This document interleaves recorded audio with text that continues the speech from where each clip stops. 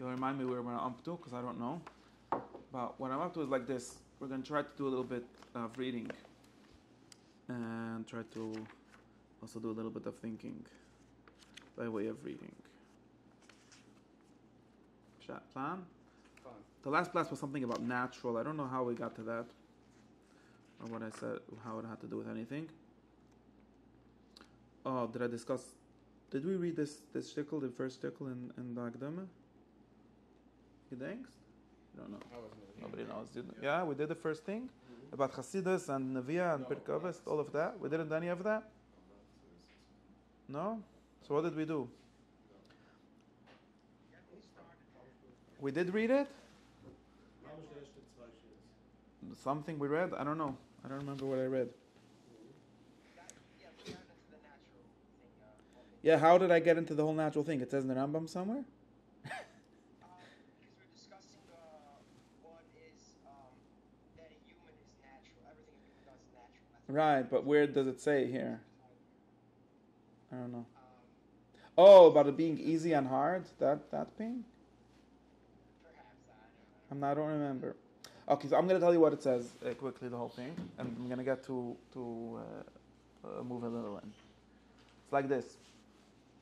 So the Rebbe says like this. The Rebbe says that he already told us in the beginning of this whole book, known as the Hakdama the Perush HaMishnah, what moved the author to put this Masechta and this Seder.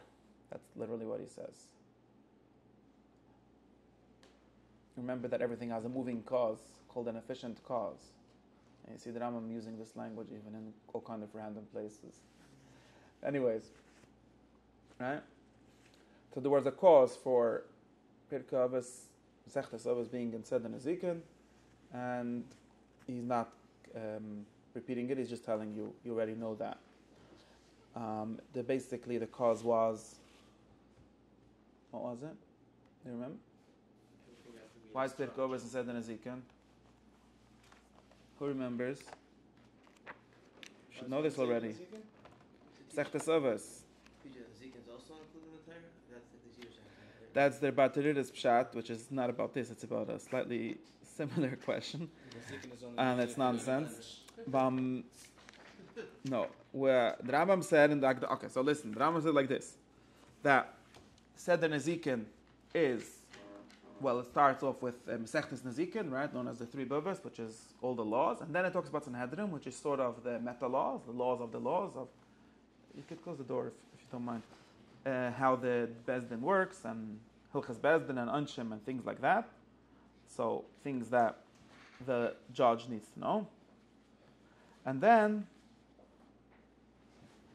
it says like this, that when he finished telling you everything the judge needs to know, he started doing Pirkei Avos. And he gives two reasons for that. One is to tell us the truth of the Messiah, which is the first. So Pirkei Avos is sort of a combination of two different books. One is the history part, or Chas v'Shalom not history, but the tradition part. It's giving you the list of Seder HaMesayra, Moshe Kibbutz Torah Sinai, and so on. That's one. It obviously has as its goal to tell us this in some sense. And this belongs in Seder Nezikin. Why?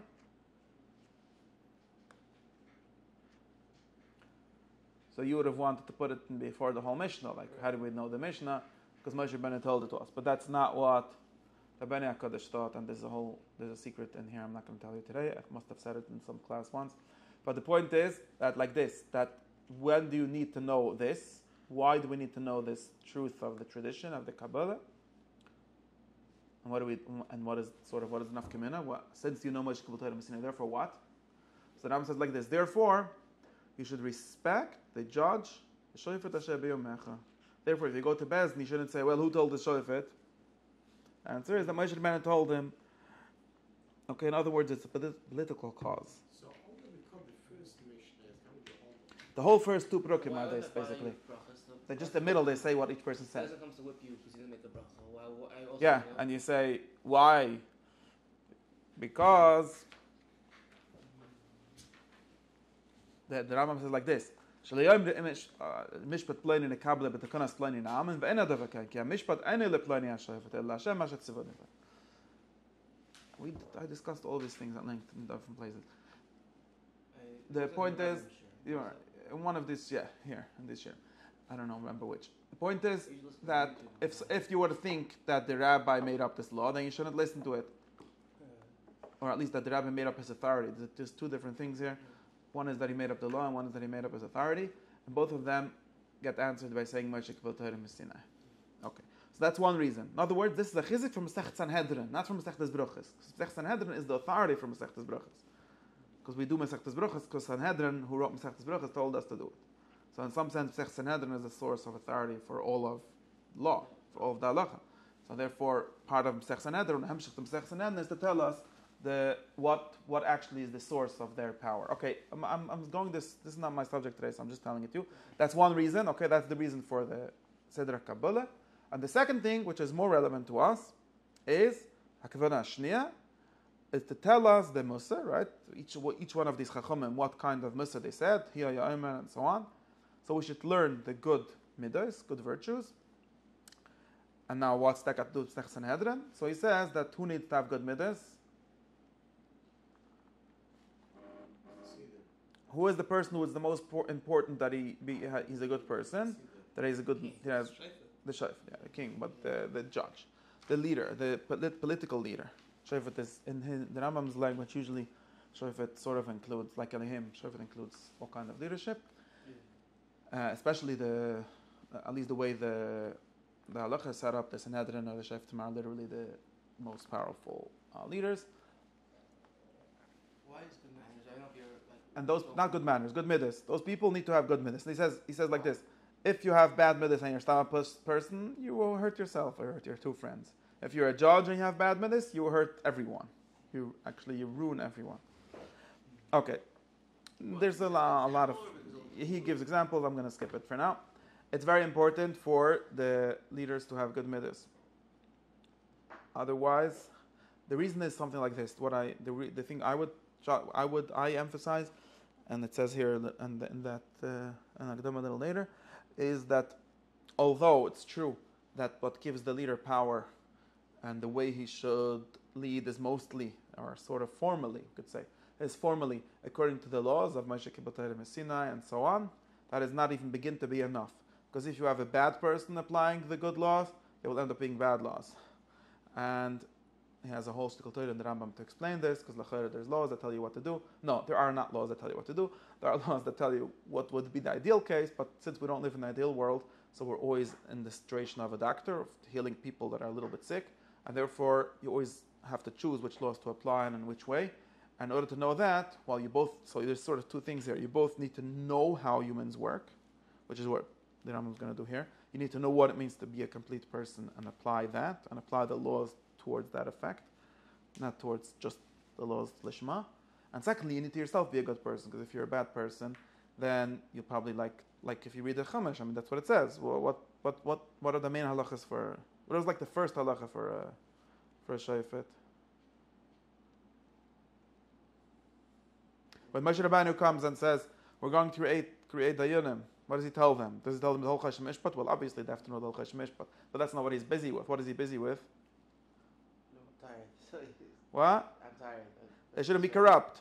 Can't be corrupt. They shouldn't take Levim sheikhat. also hit that a million times. They shouldn't take sheikhat. Yeah, I don't know about Levim take sheikhat. The Levim, I want to take sheikhat. They get off everyone's money.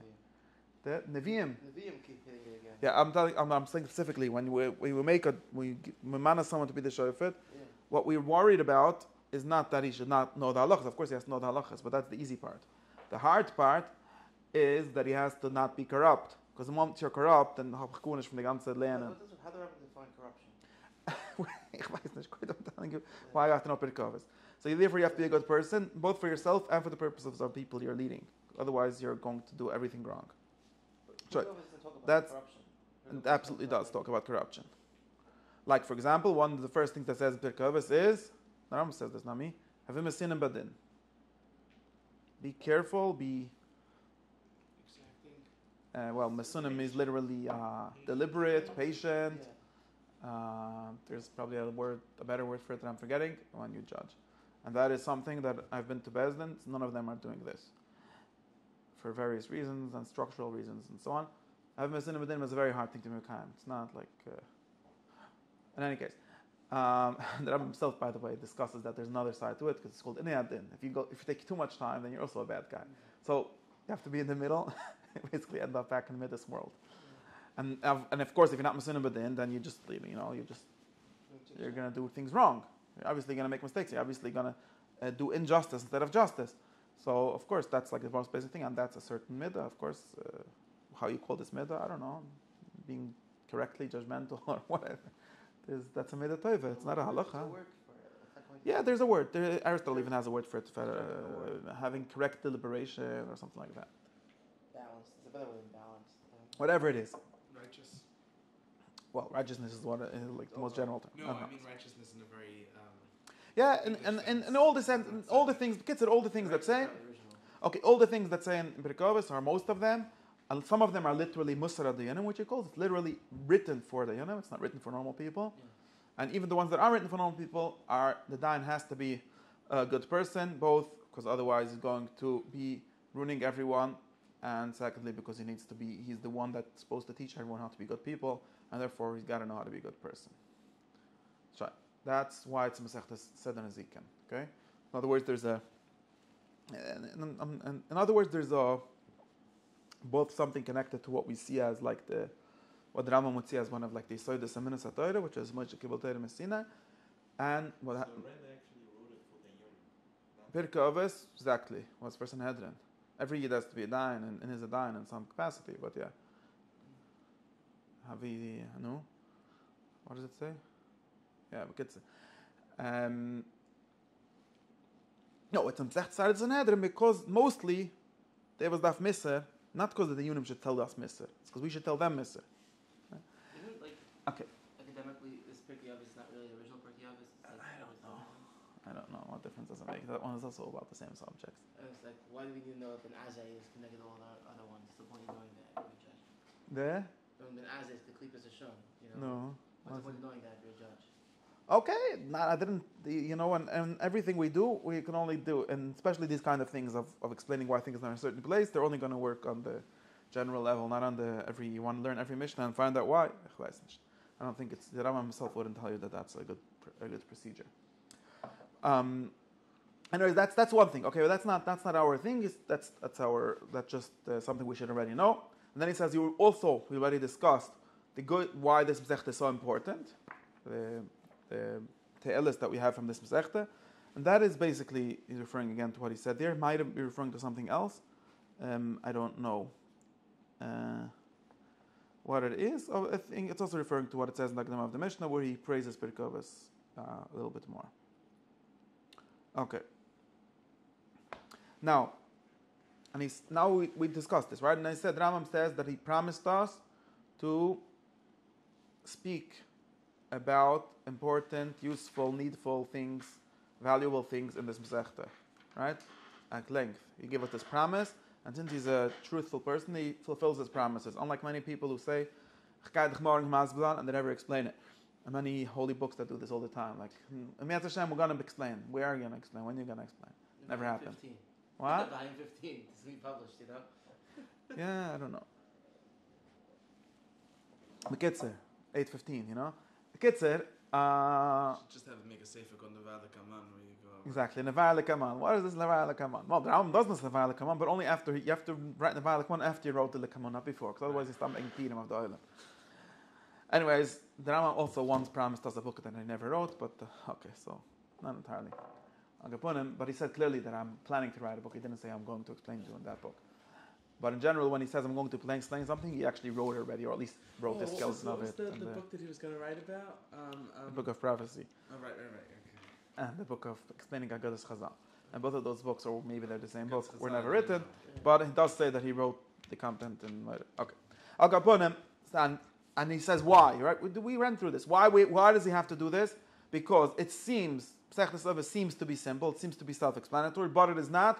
For three reasons. One is because doing it is hard, and we discussed at length that you have to know, in everything you learn, you have to know what the goal of it, right? What is the end? What is the goal that you're trying to do? If the goal is to understand something, then you need to end up understanding it.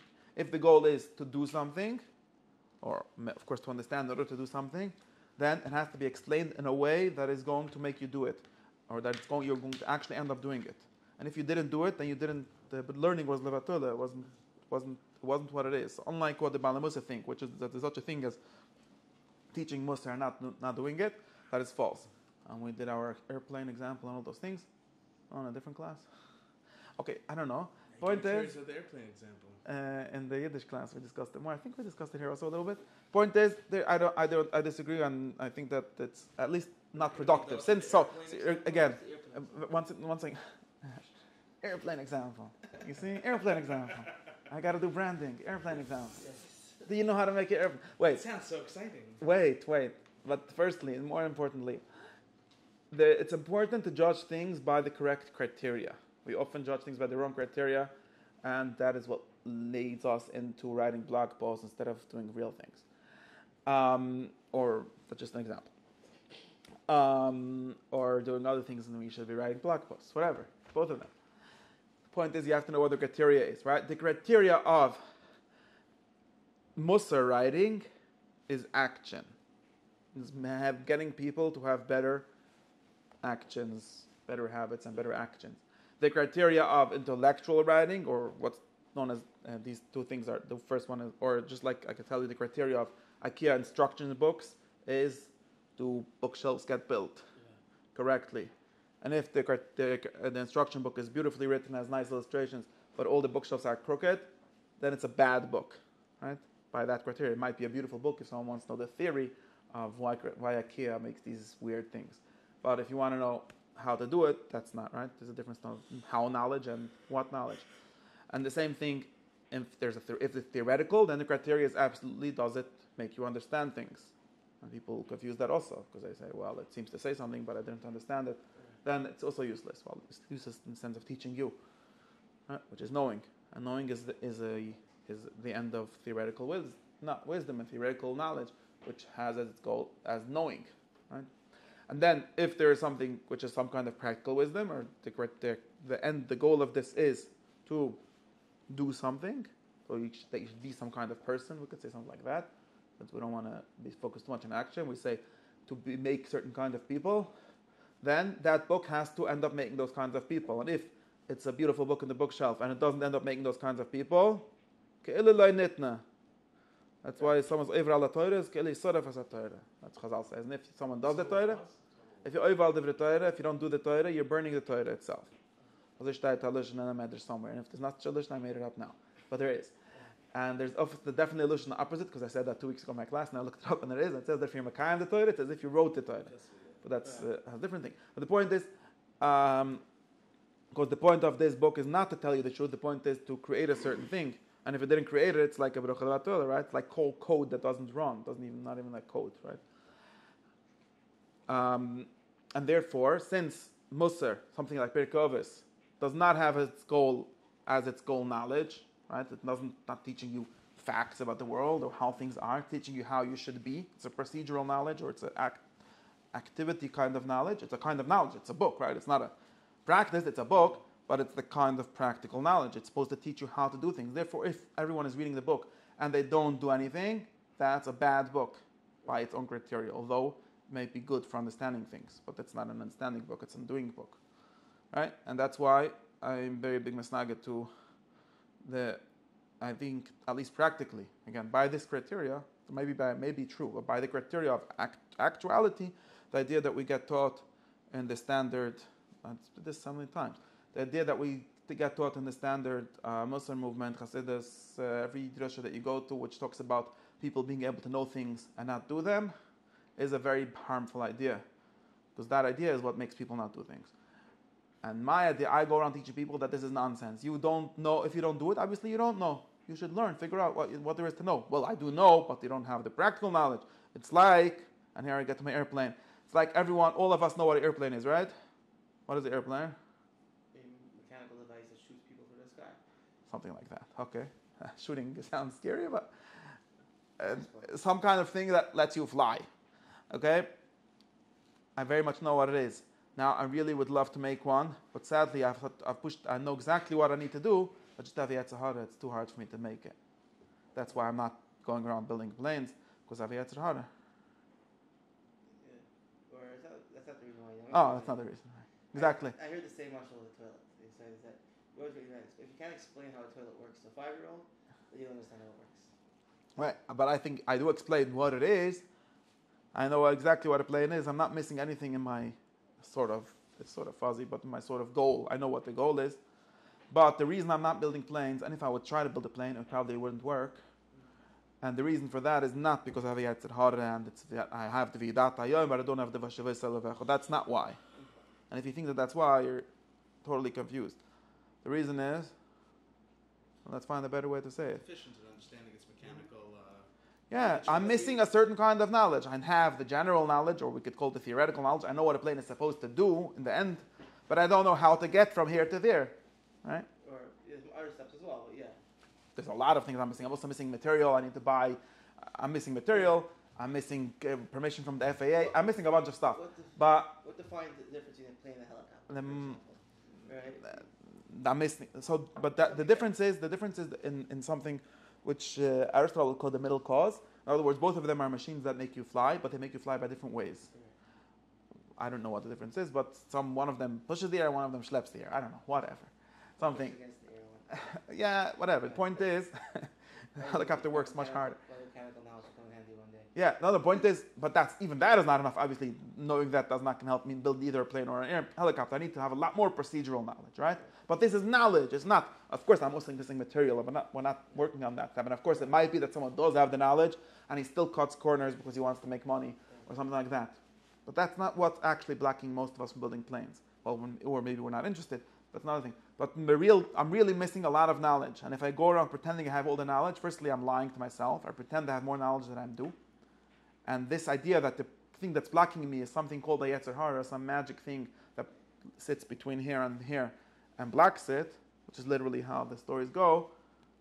And I'm going to try to take away that magic thing. I'm going to be tilting at windmills because there's no such magic thing. It's just knowledge that I'm missing. And this might be wrong theoretically, but it's absolutely true practically. None of us know all the things. It's always true. You can know everything, but you have no drive to do it. I get. If you don't have a drive, then what's your problem? Then why are you complaining? You don't want. This whole problem starts when you want something, right?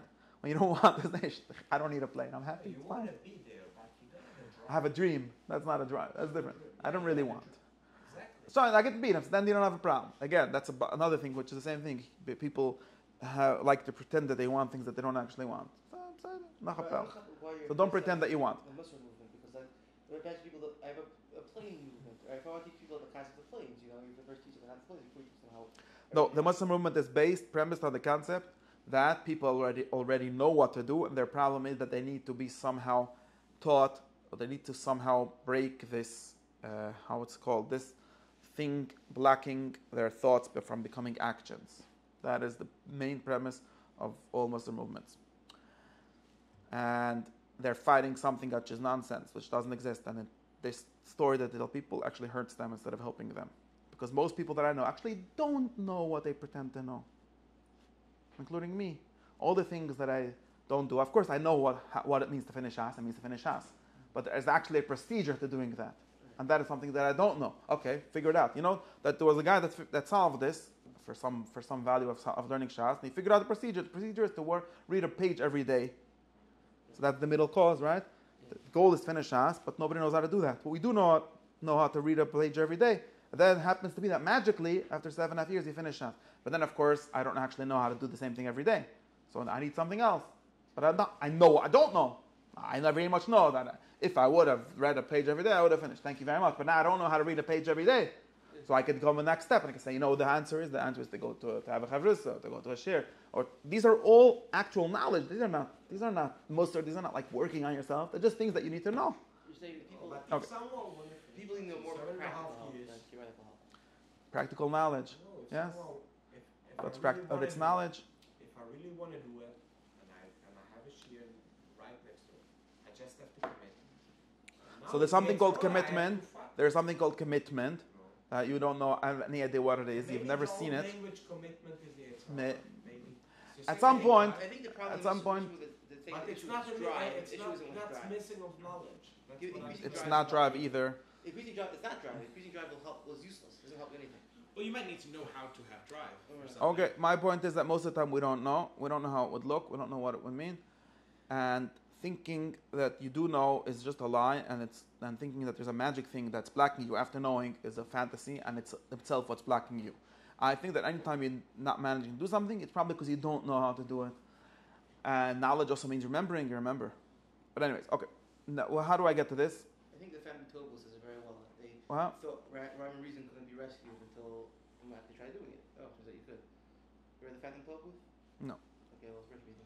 Okay. Is also you know something to the extent that it could be known, and it motivates the knower to do it. Not motivates, but it draws the knower to its completion. All of these things, yes. I mean, Okay. People always say with the job that they want to do what they already know, right? No. Most people don't want jobs as like mechanical engineers unless they have an understanding of mechanical engineering prior that they want to foster. So, I mean, just anecdotal evidence. Yeah, no. All I'm here to say is that there is actually a value, and I have to get to this in other ways later. There is something to be learned that is not theoretical knowledge of what we could call what the goal or what the end state looks like. That maybe you know, and maybe not, and maybe knowing it helps, like you're saying. It's another thing. I'd say, but not only that, is procedural knowledge also part of, first of all, to the extent that if we can have a theoretical knowledge that's complete, aside from its practical procedural knowledge, right? If such a thing exists, knowing that thing completely may make us do it. Maybe, and maybe not, because so if you really want to know an airplane, right, what it is. Well, it depends. Okay, but we get into discussions of what it means knowing what it is. Okay, but right. That's why I'm simplifying, and I'm saying that you could know what it is without knowing how to do it, and both of these things are annoying, but you will know what it is and you don't know how to do it, and therefore you get into this stupid loops of I know what it is, I'm just making it harder, it's stopping me. That's all. Instead, how about I know what it is, but I don't know how to do it? Therefore, I need to go to a Rebbe to teach me how to do it. And it's possible that it's hard to teach from a book. Maybe it has to be taught by practice. I'm not saying that it's easy to be taught from a book or something like that. But I think that there's something that can be written in a book about this. Because it's a kind of knowledge, it must be able to be written in a book. And a book must be able to help you somewhat. But that's not necessarily the only thing. Maybe not. But the point is just that this is the criteria, right, of this kind of study. Right? And therefore, there's a lot of nafkamenas from this criteria. You don't have to be as precise. If I tell you something that's sort of wrong, but it helps you, it makes you do something, then by the criteria of action, that's called a good learning, of this kind of learning. That's why we can have certain kind of things which we tell you, you should believe this if you want to do something, although it's not true. So you say basically. Well, that's only true if you don't believe sometimes against it's valuable to lie. No, not to lie, chas v'shalom. You should never lie. Why is that? You should never lie, but you should know that lying is just another way of saying missing your aim. So can I tell someone to believe in Caesar? To believe in Caesar if he wants to live, because that will. Who is Caesar? Just theoretically. The answer is yes.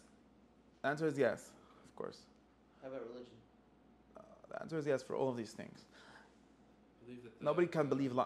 Nobody believes things that they think are false. Can believe. Right, That's what not I'm the point. No, that's not the point. Meaning That's not the point. That's not the point. That's not the point. Beliefs that motivate action. But for example, but the example is precisely what I'm talking about. If you have some kind of process that works, that you teach people that they have a Yetzer Tov and Yetzer Hara, and they have to make the Yetzer Tov fight the Yetzer Hara, and that somehow helps them, then you should do that. You should not be worried about if the philosophers agree that there's Yetzer Hara or not.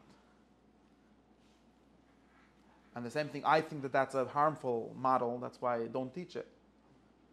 And that's why I teach the opposite model, although I don't know if it's more true, but I think it's more helpful.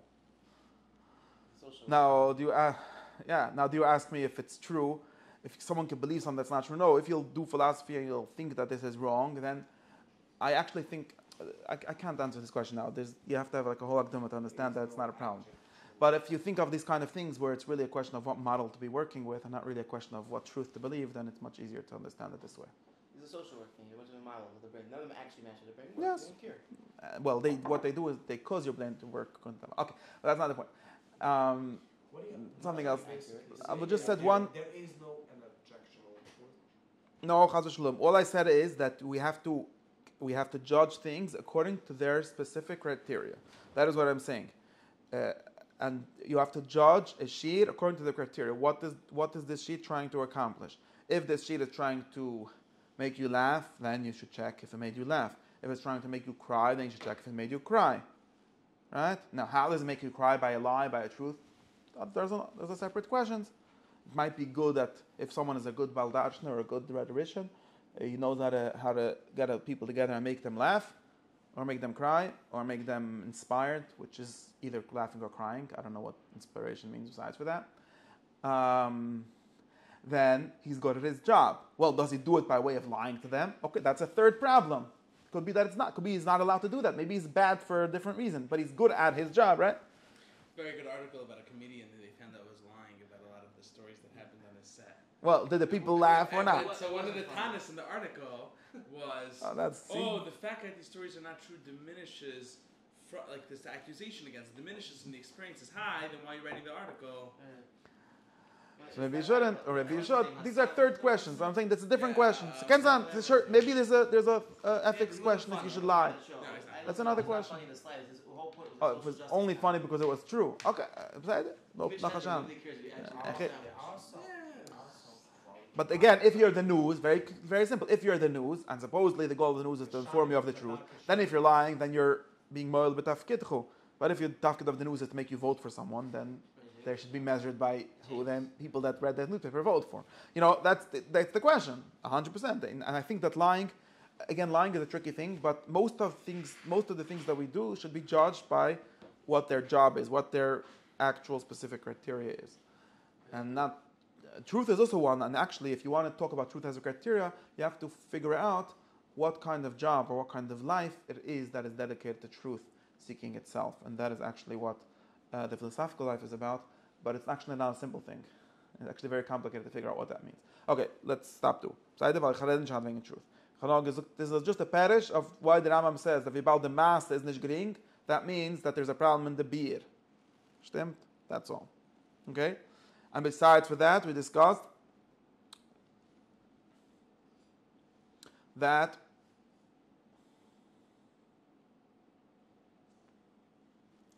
not everything that it says in Pirkei Avos is actually self-explanatory. Many of the things need an explanation. I'm reading everything what I'm saying says inside. And who cares? What if I don't understand something? Problem is, it's important. This is the Masechta that gives you true success. Remember true success? We talked about true success. True success. True success is only Pirkei Avos. Why? Remember why, right? Why is true success only Pirkei Avos?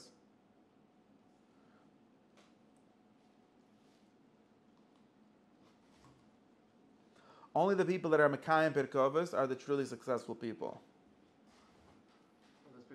Called Atzlucha Amitis in the Rambam's translation. No, or maybe no. That's why we need an explanation. That's why the Rambam is adding something to Pirkei Avos. If Pirkei Avos would have been doing its job, it would have needed no commentary. But since it's not doing its job, every time you write a commentary, every commentary basically, the Rambam says this by explicitly in one of his medical writings. Anytime someone writes a commentary, he's basically writing criticism of the book. Because the job of a book is to teach people. And if it's not teaching anyone, it needs a parish. So whoever's writing the commentary is saying, you did a bad job, let me help you do your job for you, right? Now, depends what the job of course you could say it was a good job for the people in that context, already had the necessary... I'm not saying it means not always a criticism that the author was a bad guy. It could be the people he was talking to had the necessary prerequisites and we don't. Or it could be he's speaking in the wrong language and needs a translation. It could be many things. But at the end of the day, the basic goal in this context is not being fulfilled. Then the commentary has to do that, right? We're very used to commentaries which are just a way for people to write shirim and have them printed next to a choshva book so it looks better. But that's not a commentary, that's something else. What? Diving boards. Yeah, it's different. It has a different goal, but it's not actually a parish. It's not the goal of that book is not to explain you, to help the author do his job, right? And actually, because of people not getting this, some of this has to do with the over respect, right? Because of people not being able to say, the Rambam is not doing his job. He's trying to tell the Rambam promised us that if we read his book, we'll know the whole Torah, and I don't even understand his book, so I'm going to help him do his job, and then I'll write a perish that actually explicates the Rambam. But since we have to believe that the Rambam did his job, so we can only write Chedishim on the Rambam. So and then the Rambam definitely doesn't do his job. And so for any other book. But anyways, since, of course, Pirkei Avos' job was to make people into the perfect people, and it's not doing its job correctly, why not? Well, one reason it's not, that he doesn't say, is because people are just have a Yetzer Hara. Because that wouldn't solve the problem. Because remember, the Pirkei Avos, assuming that there is such a problem with Yetzer Hara, thank you very much, then what's the point of your Misa Drusha? You were here to solve that problem, and you didn't solve it, so you just told me again that I don't have a problem. That's why most Misa Drusha are absolutely useless. They're just repeating to me, if I go to, I used to go to, if I go to a Rebbe, and he says, Yitzchok, you got to wake up earlier and do speak Lashon Hara and whatever. I said, thank you very much. I know that. That's why I came to you. Just for you to repeat it to me back is not helping me at all. Right? So, in the same way, just that's not an excuse. But obviously, he didn't do a good job, or like you were saying, maybe it's not his fault, but it needs to be completed by the commentary. So that's number one. Some of it needs a commentary, which the tafkid of this commentary is going to be, well, firstly, sometimes it needs translation. These are simple things. Sometimes people don't understand. The language was changed in between. We don't know what the Mishnah is talking about at all. And secondly, it needs a commentary to explain the concepts. And we discussed this. Yeah, you will find it. You know where? Is Ezra there? And we discussed that Rambam is working in the same model that he works in all his Perish HaMishnah here, which is, most of the Perish HaMishnah has these two goals. Of one, he has actually more goals if I remember in the end of the Hakdama, but number one, to give you translation of words that are, some words in the Mishnah are not, we don't know what they mean. Sometimes, or to add things that the Gemara adds into the Mishnah. Sometimes the Gemara says the Mishnah is only in such a case, so he writes it into the Mishnah, so you could understand what it means. Thirdly, to tell you the halacha, which is making the Mishnah practical, actional, right? Which shit is true, which shit is la halacha. And thirdly, or fourthly, one important thing that he does, which is not in the Mishnah itself usually, what he does is, he gives you background information. He gives you conceptual information that you need to understand the Mishnah. For example, and the Rambam writes his beautiful Hakdamas to Seder Kudashim and Seder Taharis, and which are basically a summary of all the general concepts of Kudashim. How many karbonis are there, how many kinds of halachas, tahara, and levels there are. And then when you read the Mishnah, you already know what it's talking about. Otherwise, you start the Mishnah, you don't know what's flying. Even if I explain to you the Mishnah, they explain to you everything once at a time. It's very hard. Yeah, background. Not even basic, fundamental background. You saw this. And the Rambam is thinking of doing something similar for Pirkei Avos. Something analogous, right? He thinks that Pirkei Avos, it's true that many Mishnayos need an explanation. Okay, that's one small thing. But mostly it needs to explain to most people what it's even talking about. What are the basic concepts it's using? What are the basic criteria here? Just like in Sechta Shabbos, I give you a basic Hakdama that says there's such a thing called a Shabbos, and when it says Chayiv, it means Skila, and when it says Putter, it means Putter Avlusser, and so on. So what does it mean when it says in the Pirkei Avos anything? What is it about? Like what is the background? What is the basic logic of this Masech? And this is actually something that's extremely missing. The language, not only language, again, like I said, everything has to be judged by a certain criteria, right? Pirkei Avos says you should Lo'olam havi ich weiß nicht was. No, what's that Pirkei Avos? Yeah, that one we know about. Yeah, those are all Hilchas Dayanim. But if you pick anything random, okay, in Pirkei Avos it says you should have a nefesh, ein toive, a nefesh full of rech nemucha, okay? Why? Firstly, I don't know what. It sounds good, but like there's some basic concept. Like what is he based on, right? Because it says Pirkei Avos. What is it based on? Why should I do? What is the thing that makes Avram Avinu better than Bilam? There's some basic things that are missing it. There's something. Whatever it is, it doesn't say in Pirkei Avos, not explicitly, right? It needs to be explained. And if you're not going to understand it, you're going to know very well. Steht in the Mishnah, you shouldn't be megala punim b'Torah. If you eat in a tzilchan, you should talk to the Torah. All of these nice things. It's all Shine Sachen, but why is it like that? What if I write the opposite Pirkovis? Is it going to be true also? There's a basic problem in the whole Pirkovis. Ich habe es eine Wertlich, but and it sort of sounds correct mostly, but favos. What's the? There needs to be a general theory. That's what I'm thinking at least. There needs to be a general theory that tells us what this is all about. Just like in Masechtas Shabbos, we have a general theory. There's such a thing Shabbos, and Shabbos is Shvis, then there's Lamtas Velochas, whatever it is. And then when the Mishnah says this is Uster, it means to say goes back to this general thing. This is a Malucha, and Aibish is Mishmach Malucha, and Shabbos Taf Merian. So therefore, this is not a good thing to do Shabbos, or this is a good thing to do Shabbos. And Pirkei is missing this. It doesn't tell us. Pirkei doesn't tell us ever. Not even in the Ovos Rebnus, or wherever you want to learn. It doesn't tell us at all what is actually driving this whole thing. Right? What makes the good things in Pirkei good, the bad things bad. Well, how could we, according to that, right? Of course, we don't live in Pirkei is not halachos. It doesn't really tell you, tie your shoes this way. So how am I going to be able to be Medam and Milsa and Milsa? Right? I have to know what's the klal. I have to know what's the logic. What's driving this whole thing? Otherwise, I can't be Mekayim even if I wanted to.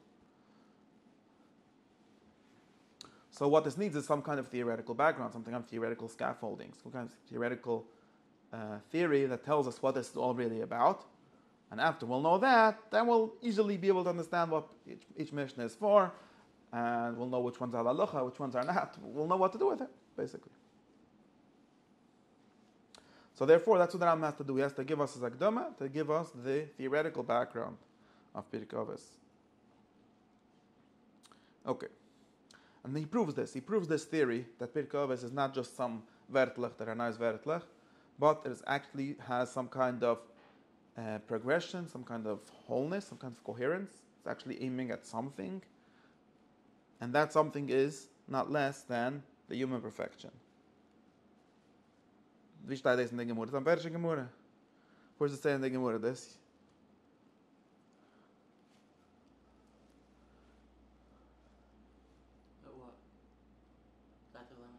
The Pirkei Avos is not some kind of how do you call it, like compilation of beautiful statements that Tanoim said, but is some kind of direction to being the good person, the perfect person. Oh, I'm on the man with So you can. There you go. Ikvar Amri, you could read it. They've said, peace be upon them. It says in Masechtas, so it's actually only one shit over there. There's another shit, but anyways. It says in Masechtas Hakdama. If you want to be a chassid, how do you become a chassid? Very important. Every Yid knows that he wants to be a chassid. We'll find out in a second why. You should know what you want to be as a chassid. You really want to be something more than that, but you at least want to be a chassid. Really, what you want to be as a chassid, and when you're a chassid, you are something more than that. Something happens to you. But what you have to want to be a chassid, not a rebbe. The rebbe and the chassid is the later translation. You should, like upon him, you should want to be a chassid. Actually, it's not clear then the Gemara that you should want to be a chassid. The Rambam understands it this way. And if you want to be a chassid, what should you do? Again, I know what I want to be, but I don't know how to get there. So how do you get there? You should be mekayim. It's like this. You should be mekayim what it says in Pirkei Avos. You should be mekayim the things of Avos. Now you should learn it. That's not the point, right? What? It said in the book was good after all, what it's trying to do. Well, at least Explaining to you this shtickle Gemara. Yeah. So now we learn something extremely important about Pirkei Avos. The criteria, the end goal of Pirkei Avos is to become a chassid.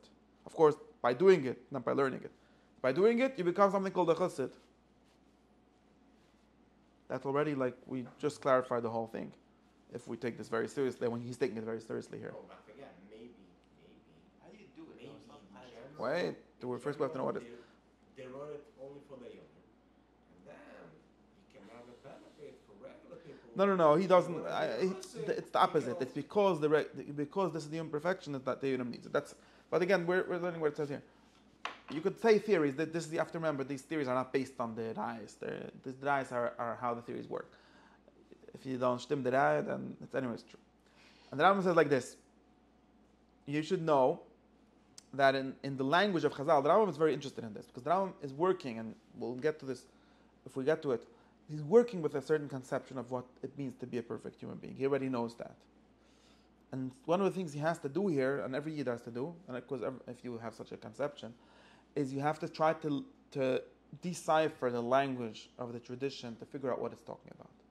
Because we assume, and the Rambam assumes, that when tradition talks about things, the entire tradition is about saying this is good, this is bad, this is how you're a good person, this is how you're a bad person, right? All of it, most of it is basically this, right? Which sort of means that there is some conception somewhere behind, unconsciously, somewhere there's a conception of what it means to be a good person and a bad person. And what it means to be maybe there's, chassid sometimes sounds like something even super good, right? You could be not some a good person, like Yitzchok, which is a tzaddik. You could somehow be a beyond perfect person. That's actually a very interesting concept by itself. Like, what does that even mean? Right? There's actually super morality, Perfect right? Something else. What? You're perfect something else. It's a good, but it's a very serious question. The Rambam himself is going to struggle about the question there. This is a very, right? But the tradition has all these things like a tzaddik, a rusha, a bainani, a chassid, a chassidish tzaddik, Reb Nachman Breslov. There's all kinds of levels of how, real tzaddik, fake tzaddik. Yeah, but what does that mean? Like, which is if much either more you, generous than it's supposed to be. so are you supposed to be a chassid or not? No? You're not supposed to be. No? If you want. I'm on the board. Some people want to be, If you want race car drivers. There's something problematic here because we don't usually, if you think about this is a serious thing, right? It's not something you could like chocolate ice cream and you could like vanilla ice cream. We're thinking about what makes you into a good person, and it seems to be very weird that there's some things that make you into a better person, but not doing them don't make you into a worse person. It's even contradictory somewhat. Okay, I'm just telling you this. It's not Nagai here. Just telling you that this is something weird. It needs to be explained. From a standard chief's You could just say it like that, point but- to do the mitzvahs, so you could choose to have a side effect of also being a good person. But your perspective is that you need to be a good person, so then you're stuck with this issue. And even in according to them also, you have to. I don't understand what it means to be a better person. I never understood what a chumrah is.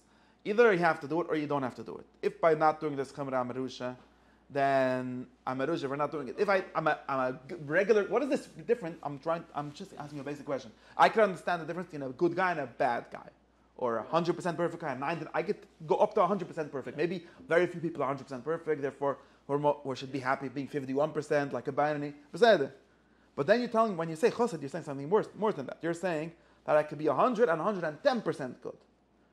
Right? You asking any chief's perspective? Or Any perspective that has a concept of some. You could be a worst person in the world, do the mitzvahs. I'm not talking about person, but assuming even in that structure, what if I do more mitzvahs than I have to do? What if I do mitzvahs that I'm not mechiyev? You get extra schar. Oh, extra schar. Very good. So then that works maybe. It's the video game. No, if you think of extra schar, then that's extra. But should I? Is it a good thing to want extra schar? One second, it is a good thing. No. In the sense of being good. It's a good thing. You don't get punished for not pursuing it. You don't get no bittul. How is that supposed to work? Don't get hell. It's very simple. It makes a lot of sense only because you try to become a philosopher. Nachman says you have all these trials. You go to No, it doesn't stay with the simple shit either. I just asked you a question. If God wants you to go to have more schar, you could speak this in the language of the divine command. I have the same issue. If God wants you to maximize your schar, which is basically what you're assuming to begin with, because otherwise, who cares? I want to go to hell. I'll go to hell. It might hurt. That's my problem, right? You're assuming that that's not. Nobody could say that, right? No traditional. No, you can't. No traditional deed thinks that. That's not true. Don't tell me not only philosophers think that. No normal person says that if you choose to go to hell, you can choose to go to hell. You're berusha. Forget if you never go to hell. Ich verstehe es, but and you show that's a mitzvah. It's a chiyuv. You can't just say, "What if I want death?" Like, okay, be my guest, go to hell. No, there's no such a thing, right? Everyone is like that.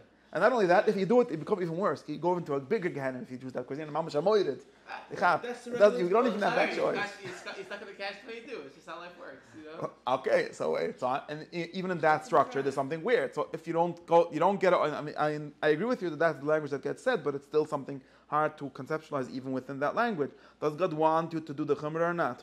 What if He wants? This is the chavsofos. This basic argument. If He wants you to do it, then if you shouldn't do it, if you're not doing what He wants, then He's going to give you a patch. Understanding of chumrah is basically there's two shittas in halacha, right? One which is a normal shot, and one which some rebel came up with years ago, which makes no sense whatsoever, right? But because you don't want to go to hell or whatever it is, you decide to go with a more extreme position of adapting every single. That's a briska, actually a very recent concept of chumrah, and that's people. No, but that's just someone saying that I do think I'm going to go to hell. So that's not. He's not saying the briska, not the briska. Actually, there's a machlokes briska. The Chazon Ish, he thinks that someone that doesn't do his chumrah is actually going to hell. He doesn't really care because he's an elitist and he thinks that most people go to hell. But he does think that if you carry in the Eid, you go to hell. That's Shittas Chadish. That's why his wife can carry. It's fine. No, his wife can. That's the chilik. The Chaznish doesn't let his wife carry because he doesn't want his wife to go to hell. A briska has some kind of theory that doesn't hardly work like this because he's something like it's. I don't know how their theory works because it's not. There's a third theory which is like the traditional way of thinking about this. But a briska is someone that says, "I'm worried that if I don't say Esav 14 times, I'm going to go to hell, or at least my Gehenna is going to be warmer because if you medakt for Krishna, it sounds like Gehenna. So." And therefore I say it any time. But my wife doesn't seem to be worried, so there's nish. If you don't have nerve, nerve is a problem that I have, and it's worried to go to Gehenna. Not really go to Gehenna. I'm using this as a joke. He's not going to be God is going to be mad at him or whatever, and therefore he's doing it many times until he is satisfied that he did it for sure well. Say that. And if you ask him, I don't have this chemra, I don't have this nerve, there's nish. You don't have the problem that I have. It's just. No, but if you see halacha as an end and not a means. OCD, that's it. I mean, traditionally, traditionally, if you believe that halacha is its own end, right, that doesn't aim towards anything outside of itself, and there's a machlokes in halacha, it's of course you have to pay attention to the minority. It's not about machlokes. Briskes are not. It's not correct. The briske is not worried about machlokes. If there's a shit about in time that says you have to wear a certain kind of tefillin, he never worries about that because the Vilna Gaon said that the halacha is not getting took. If he's for sure, he just has a lot of self-doubt because he's not sure that he knows what halacha is. Or he's not sure, it says in Shechnuch that you shouldn't have a black dot on an asterisk, but how do you, and he's masking to you even, that probably the dot that you can use with microscope is not, but he's not sure. Why he wants to be sure. Why probably work for everyone else and not for the brisker? Because he's more worried. Right, let's say you want to go. He has more Yiras Right, Shemayim. but it's also it's a lack of faith that it comes. You see it in this world. You could say it, lack of You go to faith. Second Not Avenue, lack of faith. Or you could say over faith, whatever you Go want. to Second Avenue Deli, No. right? And it has Tilas Kasha says, cupcake. Steinberg, he says No. everything is kosher on the hand. Yeah? Delicious. Right, what's it called? And so what you do is you let it go eat there. But let's say you find out afterwards you ate treif and you have to bring a carbon. So you could you're allowed to go. No, you're and not. eat there. By the way, you're not allowed to.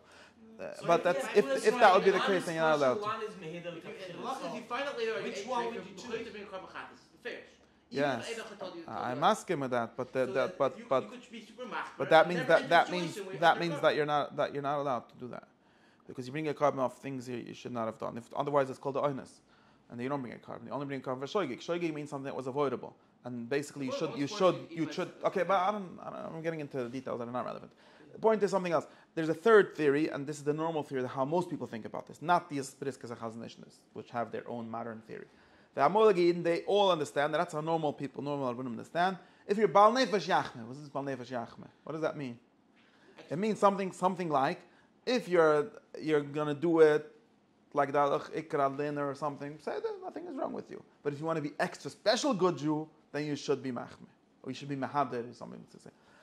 You're going to be better Jew. And this is something that's actually very hard to conceptualize. I don't know how I got this. I'm just telling you that it's a basic thing, and it's not only in Judaism that we have this problem, right? We have this same conception in our everyday morality that we think of, right? A guy, the Hatula member that jumps into burning buildings to save people is doing a very good thing, right? I'm not sure. Okay. I I'm talking about normal people, not about Oibach Chachamim.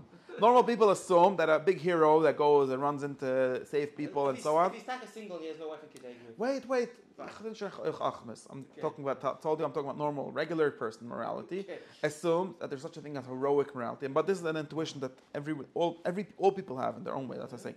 It's called chimres in Yiddishkeit, and in somewhere else it's called something else. I don't know. You're a big hero, MS. Of course you shouldn't jump into a fight when you're mamish. It's more risk than you should. Okay, you're a big tzaddik. And if you don't do it, you're not a rusha, MS. For some reason, you're not a rusha. Very weird that it could be something that if you do it, you're a big tzaddik, and if you don't do it, you're not even a shtickle rusha.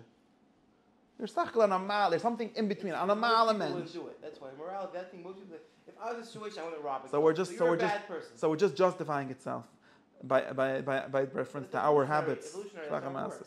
That doesn't answer anything. The kid said there's something interesting here. Anyways, but the Rambam, actually, you should keep this in mind. This question. Because Chassidus, and the way he presents it over here at least, is that Chassidus is not something extra credit.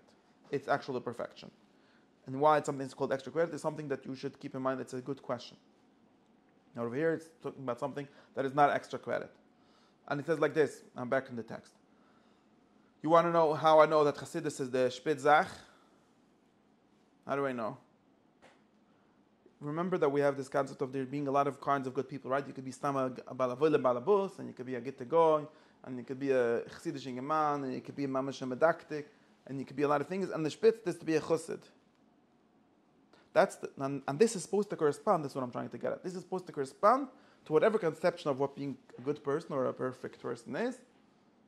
These levels are going to have to somehow correspond to that. In other words, if I'm a Yid, and I have a certain conception of what is a good person, I should try to figure out what my teachers have called this, right? Because there's people, different religions, different traditions have different words for things, right? In Yiddish it's called a tzaddik, in Goyish it's called the chvaisnishvos, and in English I don't know what it's called, and in Christianity it has its own words, and so on. Everyone has their own words for these kind of things, right? And therefore, if you want to learn the Gemara, if you want to be able to learn from them, you have to know what word they call what thing, right? I know, right? There's a basic identification that has to be made between the thing that we recognize, that we know about, the levels of perfection, and what the Gemara calls different levels, right? Or what the Torah calls, or the Chum calls. Maybe it changed in between. You have to figure out all these things. Now, the Rambam claims that he figured out some parts of this, and whatever is the highest level, or this almost highest level of perfection, is called in Chazal Chassidus. And he proves this. How does he prove this? Based on whoever's Neger Chassid. No, he actually has a proof. You could read it inside, you'll find out, if you want to know.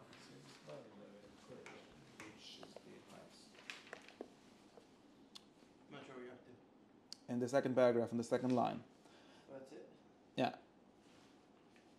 The Enetzlenu. Mm-hmm. That's your proof you're looking for? Well, that's the Rambam's proof, not mine. Well, obviously that means making more perfect because you can't get into that perfection. Yeah, but you can't get to it. That's the highest. So the Rambam says that there's a shtickle gemura. Listen. What? I mean, the highest you can reach is you can't get to the view. So listen, the Rambam says that there's a shtickle gemura. What is shtickle gemura? It says like this. It doesn't go the whole thing, but it's a very famous gemura because Rabbi Lutzato, remember Rabbi Lutzato? Sister. From Padua, he also tried to do something like this. He also was very interested in being a perfect person and matching this up with what Chazal had to say with this. And he actually not only did it like the Rambam, which is to focus on one or two of them, he actually tried to focus on all of the different levels that he understood from this beis. And it's a very famous beis from Rapins Mayor. It says in Pesach Taved Zura. Rapins Mayor said that there's a bunch of levels. Torah mevil der Zehiris, Zehiris mevil der Zrizis, Zrizis mevil der Nekias, Nekias mevil der Prishis, Prishis mevil der Tahara, Tahara mevil der Chassidus. Well, actually different dramas, different gears there. Tahara mevil der Anova, Anova der Yitzchok, Yitzchok mevil der Chassidus, Chassidus mevil der Rechakodesh. Rechakodesh mevil der Tchias HaMeisim. And it says, Chassidus gedoyle mekilam. There's machlokes in the Gemara, Anova gedoyle mekilam, Chassidus gedoyle mekilam. The Rambam was going with this gears, Chassidus gedoyle mekilam. Chassidus is the biggest level. It's mevil der Rechakodesh, and Rechakodesh mevil der Tchias HaMeisim. So the Rambam kimt to that there's levels. Of course, there's levels of perfect human beings. You could be a Zuhir, a Torah Yid. By the way, the first level is to be a Torah Yid. That's only like level 0. What does it mean, Torah? Learning the whole Torah? Being Mekayim the whole Torah. Was? After learning the whole Torah, then Then you have to be a Zuhir person, according to the levels of this beis. It could be that other places that they have different names, these people. So there's 10 levels, basically. After this, Zehiras, Rizas, and so on. And these are basically, should correspond. He doesn't do a full correspondence, the Rambam. And in general, the Rambam is very not interested in full lists of anything. He wants to understand the concept. He doesn't want to know what's the difference in the 4th and the 5th level. Who cares? Doesn't make a big difference to him. He wants to know the general picture over here. And he sees that the general picture is, you could sort of imagine there's all these kind of Yid. There's a Zuhir Yid, and a Zuhir Yid, and a Nuki Yid, and a Unav Yid, and so on. And the Gresta Yid is, of course, who's actually Gresta Yid? A Novi. So first he figured out something very basic in the Rambam's way of thinking. And, of course, it matches very well in the Torah, although it's not what you would find in Chazal anywhere explicitly. Right? And if you know the Rambam's thing with prophecy, you'll know why. Right? The Rabbi, of course, thinks, and he looks, if I take all the people from Tanakh, or like all the people, all the kinds of people, all the types of people that say in the tradition, and I sort of line them up by order of perfection, the most perfect one will be,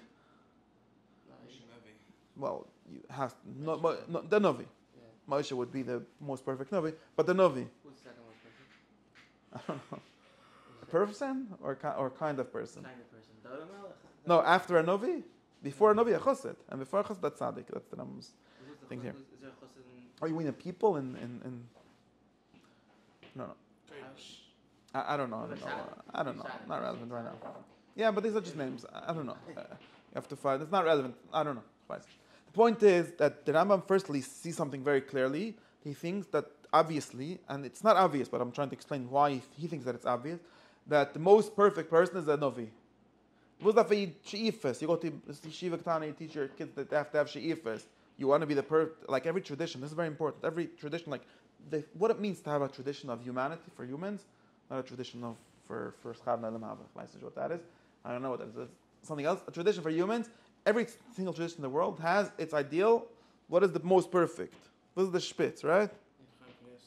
Yeah, either if you're yeshivish, maybe it's Chaim Kanievsky, and if it's your hero is not the exactly correct word, but like the most perfect person according to this. If you're a Chassidish Yid, you have to be a Tzaddik Emes, and if you're something else, I don't know.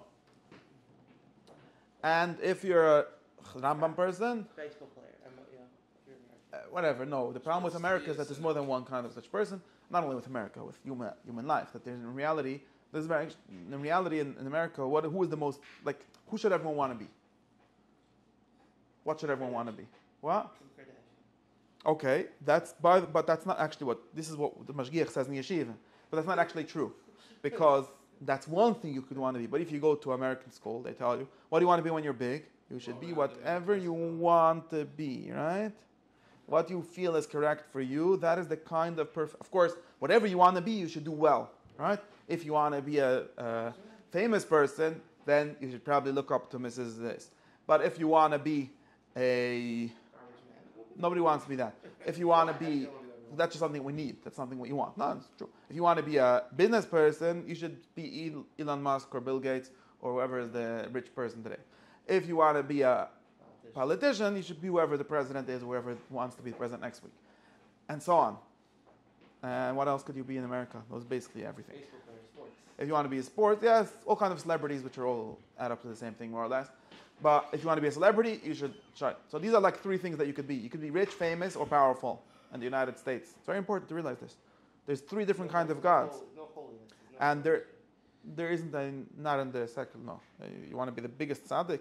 Well, we pretend to care about like humanitarians and things like that. I don't know. Be rich enough that you can give charity. That's the idea. Yeah, Bill Gates is not the greatest about tzedakah. Schein sagt man no. No, but you want to be like maybe like actually with the culture that we have doesn't actually have such ideals. I mean, you want to be Mother Teresa, people say, but it's not. Nobody really wants that. Not taught, not like in the culture. Yeah, I'm sure there are people. Okay. That's a religious. You could put that into the religious box. Religious people having legs. Say you want to stop the earth from overheating. Okay, you have to be Greta Thunberg. Okay, maybe that's also a kind of tzaddik. It's actually she's like you know what she's like you could be like the what's the guy's name? Did they go to his kaive? No, his kaive got me in Muncie. The Rebnitzer Rebbe. That's not really what everyone wants to be. It's like a certain kind of tzidkis. It's like weird, and it would be great if you're that, but you don't really want to be that. Nobody, you will find things around the Rebnitzer Rebbe. The kids said, no, this is interesting. Yeah. These are actually very important things to realize because we want to think, we want to actually know things. In the culture that we live in, including all of us, there's only three things that are called the perfect human. The geld, the most power, which we think is politics. Maybe it is, maybe it isn't. And the most famous. And very interestingly, these things, two of them, at least if you read ancient books, you'll see that at least the separation of fame and power is a very weird thing in the modern world. And it used to be that if you want to be famous, you have to get power. Now you could be famous without any power. This is incredible, by the way. It's a very interesting thing. It's like the Fatwa Rebbe said, it used to be that you could be you have to be, the Rebbe had to be also a Ruv and also a Tzaddik, also Tam Tzaddik, also a Tzaddik. Then they split it. You could be a tzaddik. The Rebbe is the tzaddik, and the Ruv is the Talmud Chacham. Then it's split even further. The Rebbe is the Rebbe, and the tzaddik is the tzaddik. Sure. That's very interesting. No, but if this is important, if you like growing up, like what do you want to be when you grow up?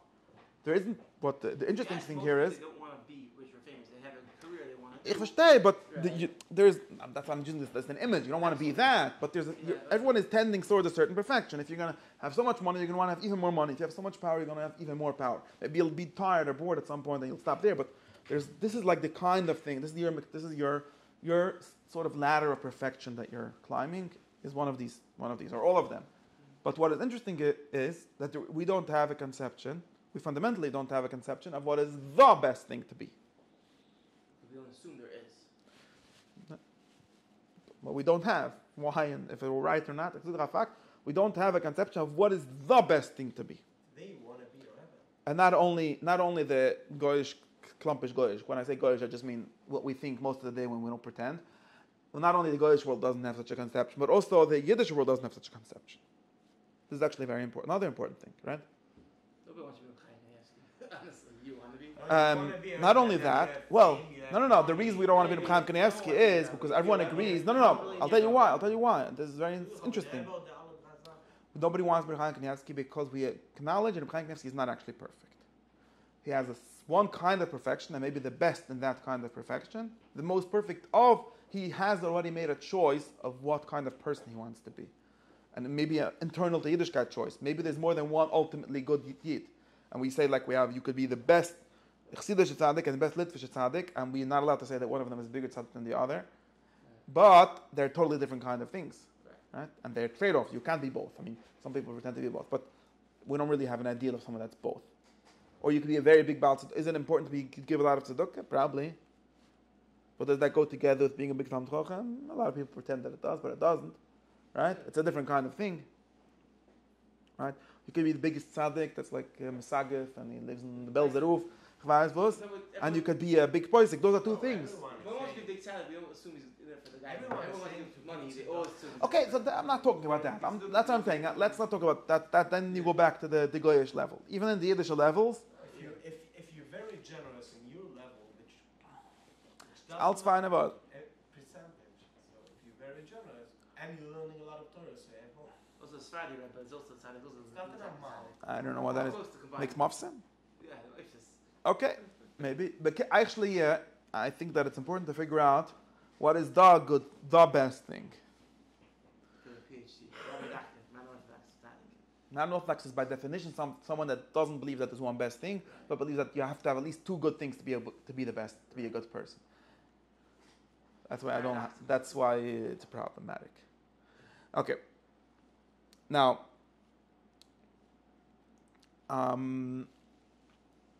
what I want to say. This is a basic issue, okay? Now, it's very important to realize this because we are very used to this. In other words, to us, I'm not sure if it's all of us, but most of us, when I say us, I mean like modern Jews, all of us modern Jews understand that it makes sense for a Yid to like be in search of his tafkid in life, right? We talk about what is your tafkid in life. It makes sense, this story, right? But the Chassidim talk about this, and it's a modern concept, not only American, but and it sort of makes sense. Should I be a kohen man or should I be a kavayit in the Torah? These are two ways of being. Both of them are perfect. In other words, there's a kind of perfection for both. There's like a C for both, but you don't know which one is. In Lakewood, they all know which one is better, but in the Olam Hazeh, we don't know. Ja, sei geht. No. What do you mean both are perfect? No. One is more perfect than the other. Okay. Welche ist besser? Reb Chaim Kanievsky or the Bel Zeruf? What should I try to be? Good question, right? Asking about tzedakah or a limited, right? What? No, I'm just giving you an example that we have these kind of ideal people that conflict with each other. Both of them ideal. If someone says Lashon Hara and the Bel Zeruf or Reb Chaim Kanievsky not the Bel Zeruf, then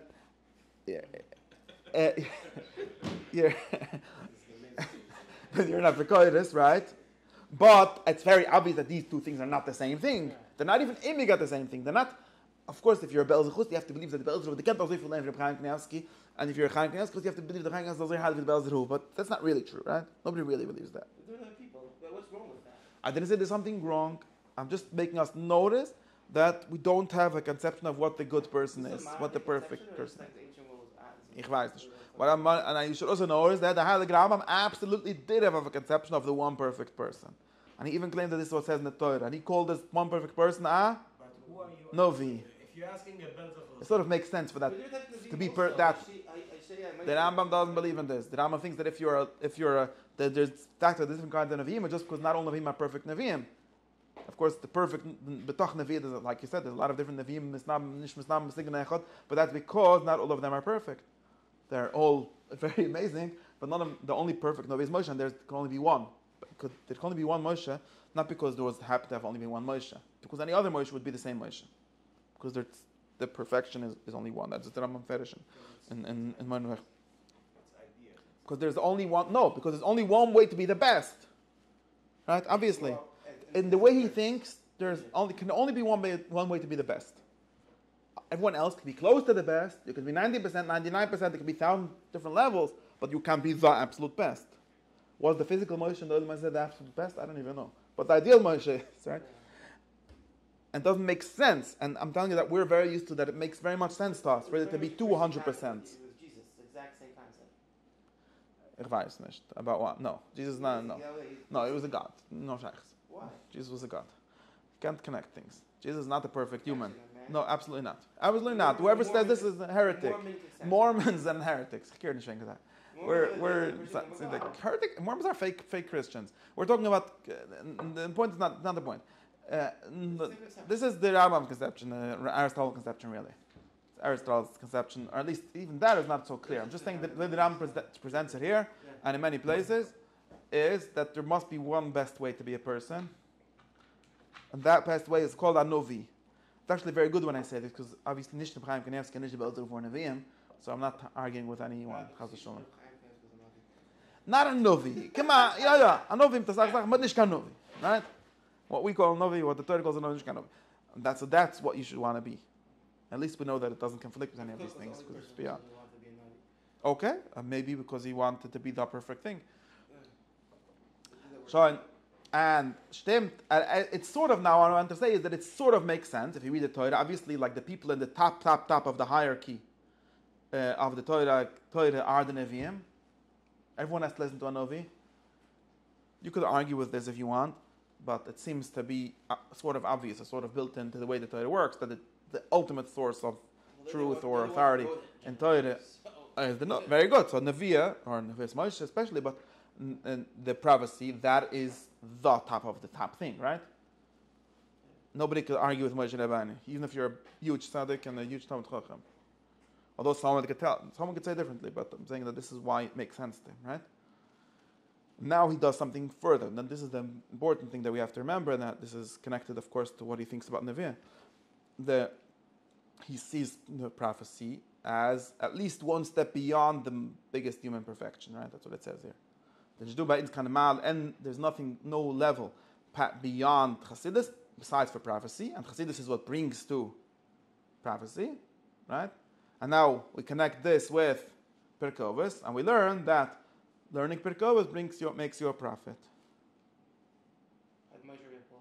What? He learned Pirkei Avos. Well, of course, not this text. The idea is that saying it. The very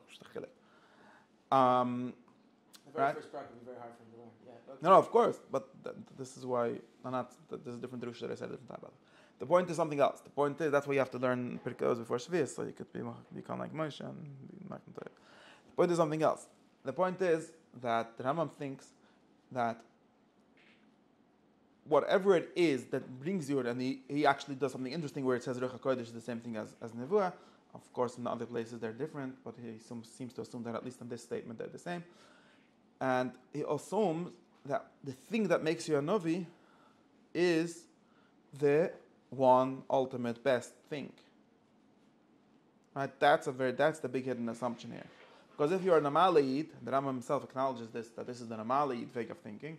If you're a Namaliyid, then you think like this: what's a Novi? Someone with a magic phone to God.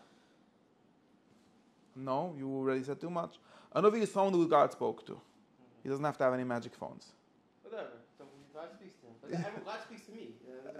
Tzaddik, ich weiß nicht if God speaks to you. And normally he thinks that a Novi is someone who God spoke to. And does he have to be a special person for that? Ich weiß nicht. Exactly, Bilam. And maybe you don't have to be a good person. Maybe the Psamam Chazal that you do have to. Ich weiß nicht. Maybe Azi. The point is that what defines a Novi is something that God spoke to. And it's got nothing to do with how good the person is. And even if you say, of course, you have to be a certain level. Maybe that God doesn't like talking to big Rishuim. No problem. You have to be a shtickle tzaddik. But if maybe God chooses to speak to the guy that's not the biggest tzaddik, why? Not my business. But of course, the Rambam, and actually, if Ruach HaKodesh here is the same as prophecy, he has a very good source from Rav Minchas Ben Yehuda. Because Rav Minchas Ben Yehuda literally gave us this ladder, which ends up with prophecy and ends up with Tchias HaMaisim, actually. And he literally saying this, that there's a human progress of human perfection that leads up to prophecy, and leads up to Tchias HaMaisim, which is like the thing that when he says Tchias HaMaisim, means Olam Haba, it means the goal of the Torah, in whichever interpretation you have of that, but that's what Rav Minchas Ben Yehuda means. Rav Minchas Ben Yehuda is literally saying that what your thoughts, and it starts off with Nishmat Mekol Devaru, your thoughts and your actions are going to lead to all of this. And from this, the Rambam understands that therefore, whatever is the one step before prophecy, and it's a one step before, so this he's being still for him, because he's not saying that's the same thing as prophecy. Right? Prophecy still means God speaks to you, but God speaks to the most perfect people. That's how the Rambam would put it provisionally for here. But the thing most closest to it is the most perfect human being, and the one most perfect human being, because it can't be that there's a guy that's a Meir Baal Masim, and there's Meir Baal Tzedukah, and the Eibishter likes speaking this, therefore he speaks to him. No, the Eibishter speaks to whoever is the most perfect. Because the biggest, greatest thing that person can achieve is God speaking to him, or being a prophet, and therefore, obviously, that's the greatest person. And getting to there is being the greatest person, right? And therefore, since we know that to become this, you have to learn Pirkei Avos, because it says in the Gemara. So it turns out that Pirkei Avos is a guide to prophecy. How is that? We still don't know. But that's what it says. But he finishes with one more line of explanation. He says, why is Pirkei Avos a guide to prophecy, a way to prophecy? Because it includes a big part of what he calls Malis HaMidas, the levels of, or the good virtues. And of course, that is not enough for prophecy. You need more than that. Maybe that's why there's Nevi after Chassidus. But Pirkei Avos includes much of this.